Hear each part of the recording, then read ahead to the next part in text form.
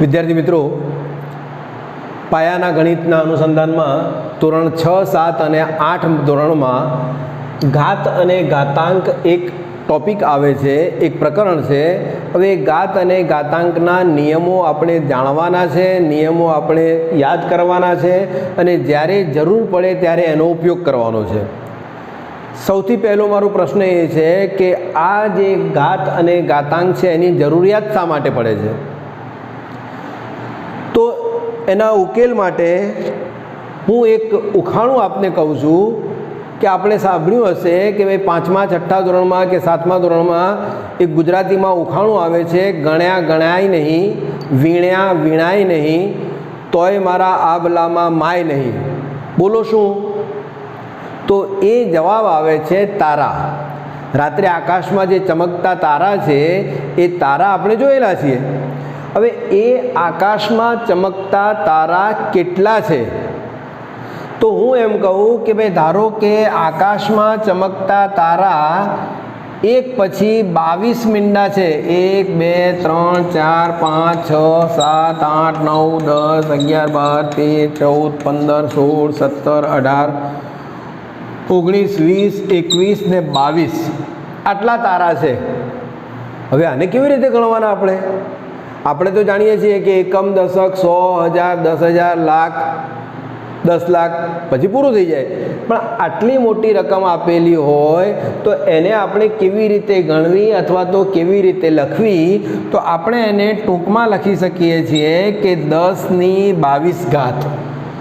10⁻22 ઘાત. હવે આ જે ટૂંકાણમાં જે લખ્યું છે એ આપણે ઘાત અને ઘાતાંકનો ઉપયોગ કરીને લખ્યું છે.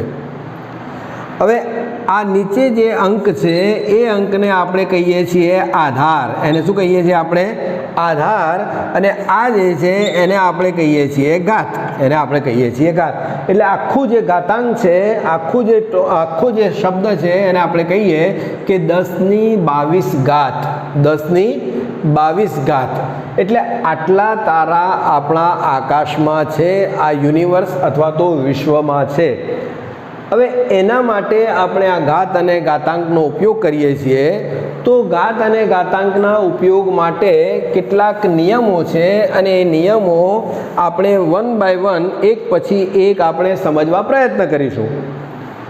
સૌથી પહેલો નિયમ એ છે કે જો આધાર સરખો હોય, યાદ રાખજો, જો આધાર સરખો હોય અને વચ્ચે ગુણાકારનું ચિહ્ન હોય, વચ્ચે ગુણાકારનું ચિહ્ન હોય, કયું ચિહ્ન હોય? અહીં પોઈન્ટ લખ્યો છે, એનો મતલબ કે પોઈન્ટ પણ લખી શકાય છે અને આ રીતે પણ કરી શકાય છે. એટલે બંને ચાલે છે કે જો આધાર સરખો હોય અને વચ્ચે ગુણાકારનું ચિહ્ન હોય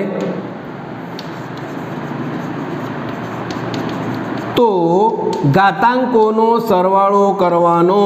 ઘાતાંકનો શું કરવાનો ભાઈ? સરવાળો કરવાનો. ઘાતાંકનો શું કરવાનો?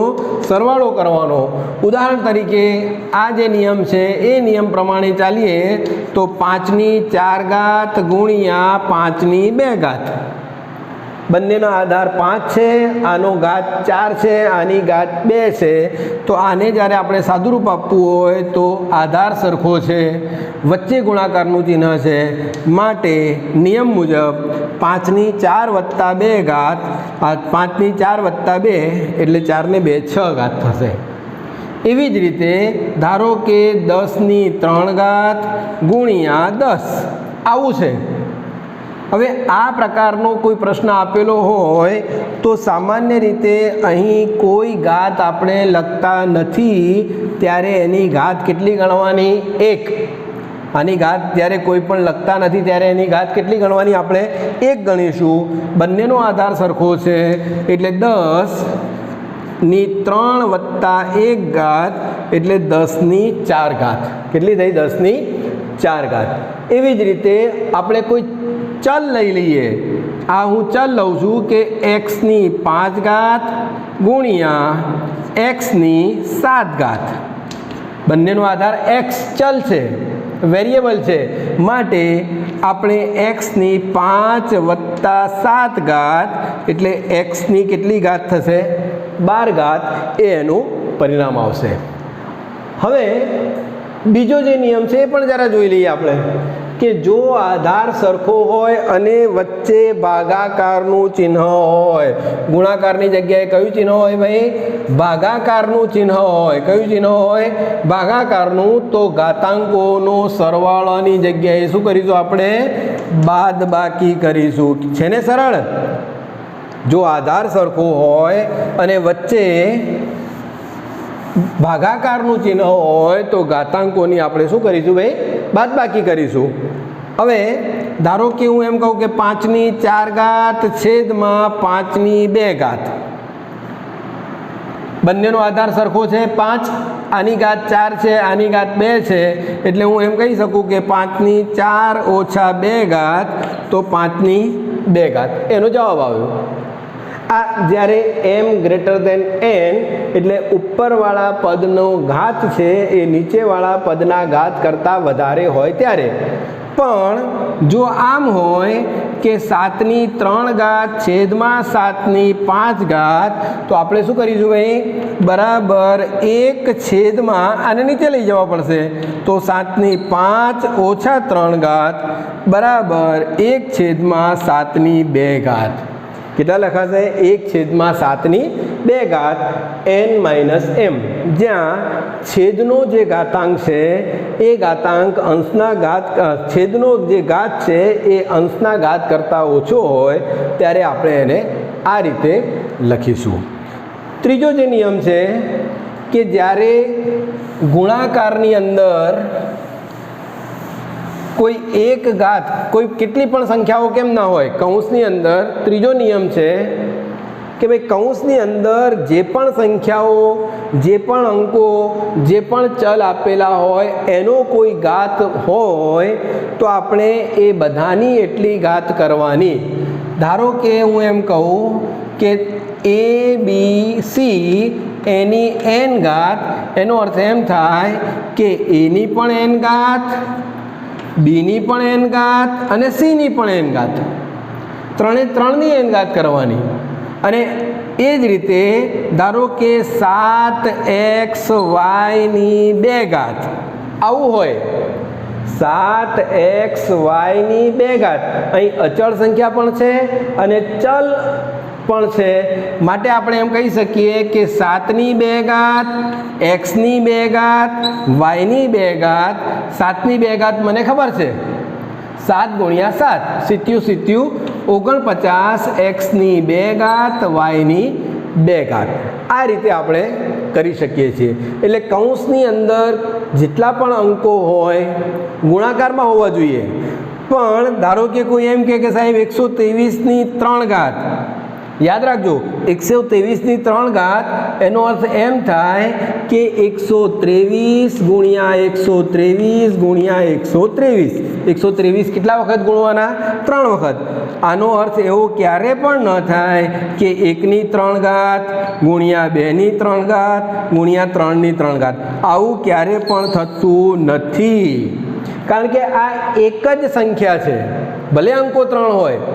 અહીં આ 7 છે પણ અહીં વચ્ચે કંઈ મૂક્યું નથી, તો આ ગુણાકારનું છે, આ પણ ગુણાકાર છે, એટલે આ ખાસ તમારે ધ્યાન રાખવાનું છે કે 123ની 3 ઘાત એનો અર્થ એમ થાય કે 123ને 3 વડે આપણે 123 સંખ્યા 3 વખત આપણે ગુણીએ। એવું નથી કે 1ની પણ 3 ઘાત, 2ની પણ 3 ઘાત, 3ની પણ 3 ઘાત, પણ જો આપણે એમ કહીએ કે ભાઈ 5 ગુણ્યા 3 ગુણ્યા 2, આ અલગ અલગ સંખ્યા, આ 532 નથી, આ 532 નથી, પણ આ 5 ગુણ્યા 3 ગુણ્યા 2 અને એની 2 ઘાત આપણે લખ્યું હોય તો પાછું આખું અલગ થશે। તો અહીં થશે 5ની પણ 2 ઘાત ગુણ્યા 3ની પણ 2 ઘાત ગુણ્યા 2ની પણ 2 ઘાત। એટલે ખાસ તમારે બાળકોએ ધ્યાન રાખવાનું કે આવું વચ્ચે ગુણાકારનું ચિહ્ન હોય તો દરેકે દરેક અંક અથવા દરેકે દરેક સંખ્યાને એટલી વખત ગુણવાની, નહીં તો આપણે આ રીતે નહીં પણ આ રીતે આપણે કામ કરવાનું। એવી જ રીતે ભાગાકારમાં પણ છે, જો ભાગાકાર કૌંસની બહાર ભાગાકાર આપેલો હોય અને કૌંસની બહાર કોઈ ઘાત આપેલો હોય તો અંશની પણ એટલી ઘાત થાય અને છેદની પણ એટલી ઘાત થાય. ધારો કે હું એમ કહું કે ભાઈ 5x/3y કૌંસ બહાર 2 ઘાત. એનો અર્થ શું થશે કે ભાઈ 5ની પણ 2 ઘાત ગુણ્યા x ની પણ 2 ઘાત છેદમાં 3ની પણ 2 ઘાત અને y ની પણ 2 ઘાત. અંકગણિતની સંખ્યાઓ જેને આપણે જાણીએ છીએ તો 25x ની 2 ઘાત છેદમાં 3નો વર્ગ થશે 3 તારી 9 yનો વર્ગ. એનાથી આગળ આપણે જઈએ કે ભાઈ 3xy છેદમાં 3xy છેદમાં 4xm એની 2 ઘાત. તો શું થશે અહીં જરા જુઓ તમે કે ભાઈ આ xm તો 3xની 2 ઘાત y3ની 2 ઘાત xની 2 ઘાત અને yની 2 ઘાત છેદમાં 4ની 2 ઘાત xની 2 ઘાત અને mની 2 ઘાત. આપણે અગાઉ પણ જોયું હશે કે આ x વર્ગ બંને બાજુ એક સરખી સંખ્યા છે ઉપર નીચે અંશમાં તો એ રદ થઈ જાય તો અહીં 3નો વર્ગ 9 yનો વર્ગ છેદમાં 4નો વર્ગ 16 mનો વર્ગ આ એનું સાદુરૂપ થાય. અન્ય નિયમોમાં એની m ઘાત કૌંસની બહાર n ઘાત આપેલી હોય તો આપણે એમ લખી શકીએ કે એની mn ઘાત. એટલે જ્યારે કૌંસની અંદર આ રીતે આપેલું હોય તો આ બંનેનો આપણે ગુણાકાર કરવાનો છે. યાદ રાખજો આ એક પ્રશ્ન છે કે ભાઈ 2ની 3 ઘાત એની 2 ઘાત એનો અર્થ એમ થાય કે 2ની 3 દુ 6 ઘાત 3 દુ 6 ઘાત 2ની 6 ઘાત એટલે 2 કેટલી વખત આપણે ગુણવાના 2ની 6 ઘાતનો અર્થ શું થશે 2 કેટલી વખત ગુણવાના 6 વખત 2 દુ 4 દુ 8 દુ 16 દુ 32 દુ 64 એટલે આનો જવાબ આવશે 64. એવી જ રીતે આપણે અહીં લખ્યું છે કે ભાઈ એની m ઘાતની n ઘાત એનો અર્થ એમ થાય કે એની m ગુણ્યા n ઘાત.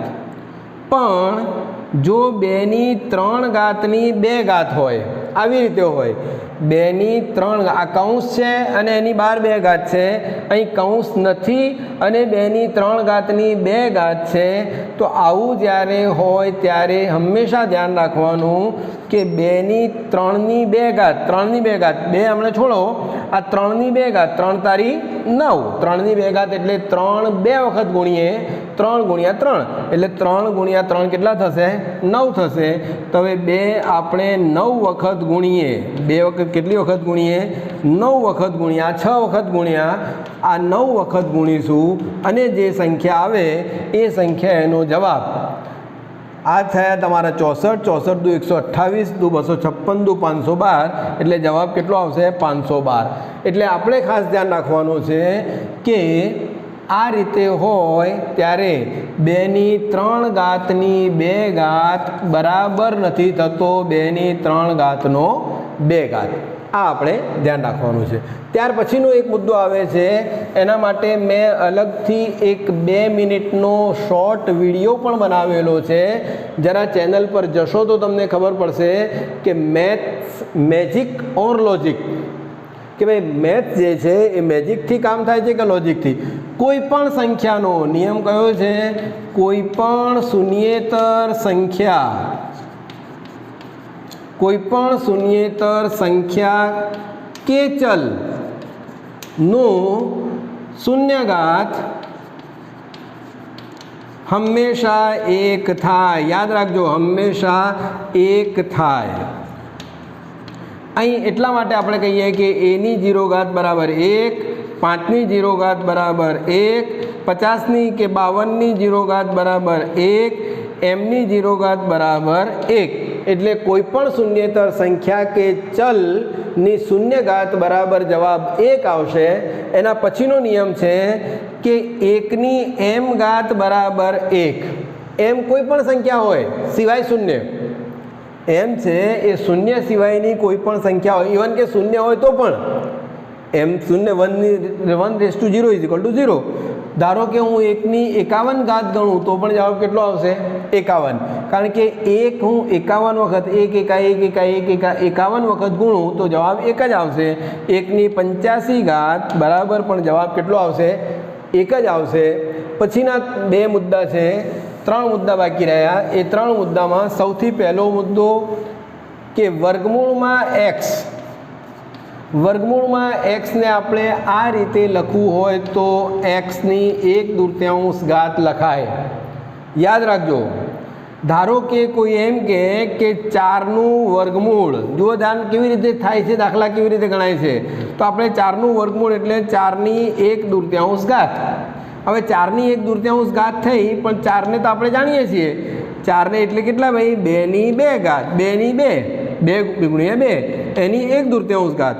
અને આ 2 વખત એટલે ઘાત અને ઘાતાંક મુદ્દા પ્રમાણે 2ની 2 ઘાત ગુણ્યા એના અંશ પર આપણે એના 2ની 2 ઘાત અને છેદ બાર 1/2.